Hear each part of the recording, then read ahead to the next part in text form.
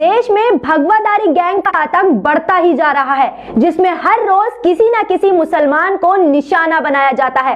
कभी उन्हें धर्म के नाम पर प्रताड़ित किया जाता है, तो कभी उनसे जबरन जय श्री राम बुलवाया जाता है, तो कभी लव जिहाद के नाम पर उन्हें पीटा जाता है। और मध्य प्रदेश में तो भगवादारी बजरंग दल गैंग का आतंक कुछ ज्यादा ही बढ़ता जा रहा है। एक खबर निकल कर आ रही है जो मध्य प्रदेश के उज्जैन से है, जहां पर एक मुस्लिम व्यक्ति को ट्रेन से उतारकर बजरंग दल के गुंडों द्वारा पीट दिया गया। बताएंगे आपको पूरी खबर विस्तार से, लेकिन उससे पहले आपसे अपील है कि वीडियो को अंत तक जरूर देखें और साथ ही साथ हमारे चैनल को सब्सक्राइब जरूर कर लें। मध्य प्रदेश के उज्जैन में एक मुस्लिम व्यक्ति को ट्रेन से उतारकर बजरंग दल के गुंडों ने जमकर पीटा। मुस्लिम व्यक्ति का नाम अब्दुल है। अब्दुल पर आरोप है कि वो एक हिंदू लड़की को बहलाकर और फुसलाकर अपने साथ अजमेर ले जा रहा था।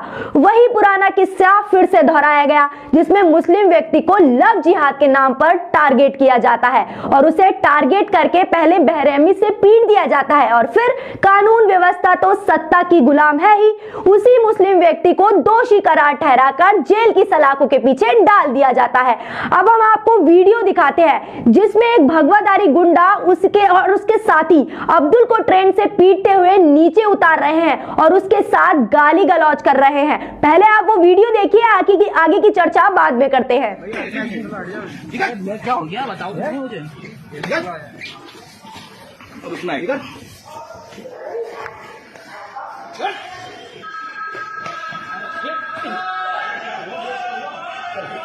चलो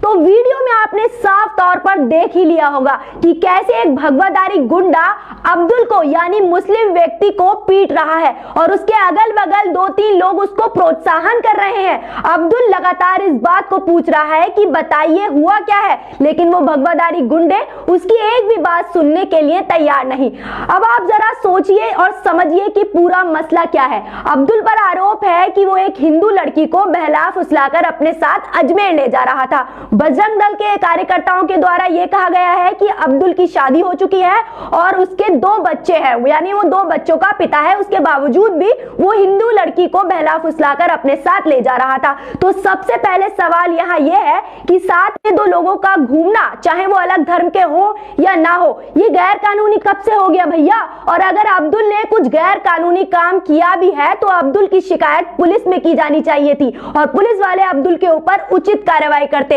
लेकिन इन भगवादारी गुंडों को कानून हाथ में लेने की इजाजत आखिर किसने दे दी, ये सवाल पूछा जाना चाहिए। साथ में सबसे दिलचस्प चीज आप समझिए क्या है। सबसे दिलचस्प चीज ये है कि जिस लड़की को अब्दुल साथ में तथाकथित रूप से लेकर जा रहा था, उस लड़की का अभी तक कोई अता पता नहीं है। लड़की का कोई भी बयान अभी तक आधिकारिक रूप से नहीं आया है कि उसे बहला फुसलाकर ले जा रहा था अब्दुल, या फिर लड़की अपनी मर्जी से खुद अब्दुल के साथ अजमेर जा रही थी। तरह तरह के सवाल है, लेकिन इन सवालों में मध्य प्रदेश की सरकार और प्रशासन उलझना नहीं चाहती है। मध्य प्रदेश की पुलिस और बजरंग दल के भगवादारी गुंडों को बस एक चीज दिखी कि व्यक्ति का नाम अब्दुल है, वो मुसलमान है, तो उसे पीट दिया जाए। अगर व्यक्ति का नाम अब्दुल की जगह अमन होता तो कोई दिक्कत नहीं होती भैया, सब कुछ चल सकता था। इस तरह की घटनाएं उत्तर प्रदेश के बाद अब मध्य प्रदेश में आम हो चुकी है। कुछ रोज पहले ही हमने आपको वीडियो दिखाई थी, खबर दिखाई थी कि कैसे एक पतंग बेचने वाले मुसलमान के दुकान को प्रशासन के द्वारा ढह दिया जाता है और प्रशासन क्या कहती है, वो 30 साल पुरानी दुकान अवैध थी। इन सभी मामलों को अगर गंभीरता से समझा जाए तो ये निष्कर्ष निकल कर आता है कि न केवल मध्य प्रदेश बल्कि हर भाजपा शासित राज्यों में मुसलमानों के खिलाफ मोर्चा खोलकर बैठे हैं ये गुंडे और मुसलमानों को लगातार प्रताड़ित करने का काम कर रहे हैं। तो देख सकते हैं अब लगातार इस तरह की खबरें आ रही हैं। पहले हमने आपको वीडियो दिखाई, खबर दिखाई कि कैसे हरिद्वार की धर्म संसद में एक समुदाय को यानी मुसलमानों को टारगेट किया गया, मुसलमानों के खिलाफ नारे लगाए गए और मुसलमानों का बहिष्कार करने की बात की गई। तो देख सकते हैं लगातार इस भारत में कैसी कैसी घटनाएं और कैसी कैसी खबरें निकलकर सामने आ रही हैं। लगातार एक समुदाय के लोगों को टारगेट किया जा रहा है, लगातार एक समुदाय के लोगों को प्रताड़ित करने का काम किया जा रहा है, तरह तरह के षड्यंत्र रचे जाते हैं, तरह तरह से परेशान किया जाता है। चाहे वो जबरन जय श्री राम के नारे बुलवाए जाते हो, चाहे वो सड़क पर नाम पूछ कर पीट दिया जाता हो, चाहे उनके घर पर बुलडोजर चलाया जाता हो या फिर उनकी दुकानों पर बुलडोजर चलाया जाता हो। तो देख सकते हैं जिस भारत को हमारे शूरवीरों ने अपने खून से सींचा था, आज वो भारत कहां पर आ गया है। आज उसी भारत में क्या कुछ हो रहा है। आज उसी भारत, जिस भारत की मिसालें दुनिया भर में दी जाती हैं, जिस भारत की मिसालें, भाईचारे की मिसाल आज दुनिया में प्रसिद्ध है, कायम है, उसी भाईचारे को आज तार तार किया जा रहा है। लगातार एक समुदाय को टारगेट कर उन्हें प्रताड़ित किया जा रहा है। तो देख सकते हैं कि आज भारत किस स्थिति में है और आज भारत कहां आ पहुंचा है। तो जरा आप सोचिए कि मुस्लिम समुदाय के लोग करें तो क्या करें भैया। न्याय की गुहार आखिर कहां लगाएं, कहां जाएं, ये सवाल पूछा जाना चाहिए। ये सवाल जरूरी इसलिए भी है कि हम एक लोकतांत्रिक देश में रहते हैं और ये देश संविधान से चलता है। भाजपा शासित राज्यों में लगातार संविधान की धज्जियां उड़ाई जा रही हैं, लेकिन उस पर कार्रवाई करने वाला अभी तक कोई है ही नहीं। दोस्तों, यहाँ पर एक अहम सवाल यह भी उठता है कि क्या यही वो भारत है जिस भारत की कल्पना की थी हमारे प्रधानमंत्री नरेंद्र मोदी ने। क्योंकि अपने तमाम भाषणों में प्रधानमंत्री नरेंद्र मोदी ने क्या कहा था, सबका साथ सबका विकास।